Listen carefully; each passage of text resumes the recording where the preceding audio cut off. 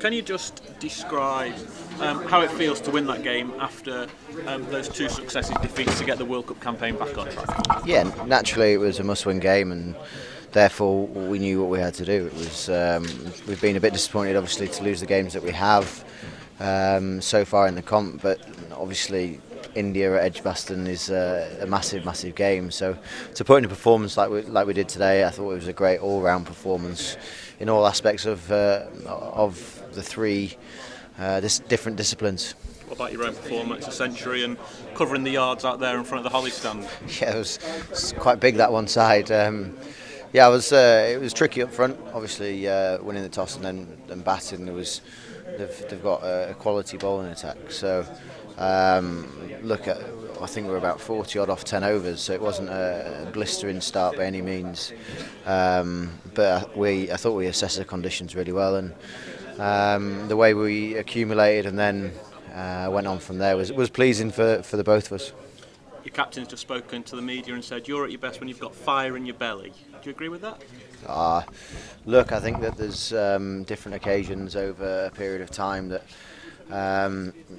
you might get questioned about different things, and I think that's professional sport in the way that you react. I think that what's gone on this week, there was a round table interview and obviously quotes and everything, and they all get sent off. And people interpret them the way they want, but the mood in that room was actually very jovial and very relaxed. So that's part and parcel of it, and at no point have I ever said that any of the country are not behind us. So it was obviously disappointing to see what was written up and what was perceived that I'd said. But at the same time, it was fantastic to spend time out in the middle today and first and foremost get the win, because it keeps us in the competition, and we go on to Durham now really excited about potentially putting in another good performance, and we know that we've got 3 games to potentially win the World Cup. On the subject of support, a very raucous India crowd here today, but still those strong pockets of England support are what always is a very strong ground for England. Yeah, of course. I mean, you hear Jerusalem in the morning, you hear all the songs that are ongoing throughout the afternoon, and I think it obviously you mentioned about the Indian following that was here today at Birmingham, and everywhere that you go, everywhere that India goes, naturally there's a huge following. That's their national sport, and you wouldn't expect anything less. And I think that it's fantastic for the occasion to be at Edgbaston, to be playing in a home World Cup with an atmosphere like that. Definitely spurs you on. Before today it was 4 games to win the World Cup, now it's 3. Yeah, exactly. I mean, you just have to take it as it comes. We turn up to Durham in 2 days' time, we see what the conditions are like, we see what the overheads are like, and then we go from there.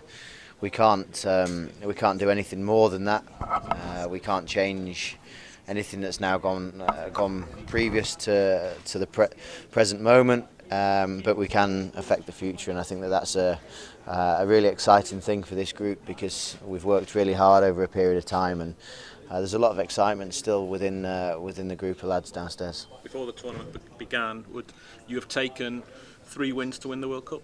I think many teams would, to be quite honest with you. I think to be in the framework, to be able to, as you mentioned, win 3 games to potentially lift the World Cup is one thing, but we know that if we need to put in a performance that warrants that, and we've got to be excited about putting those performances in.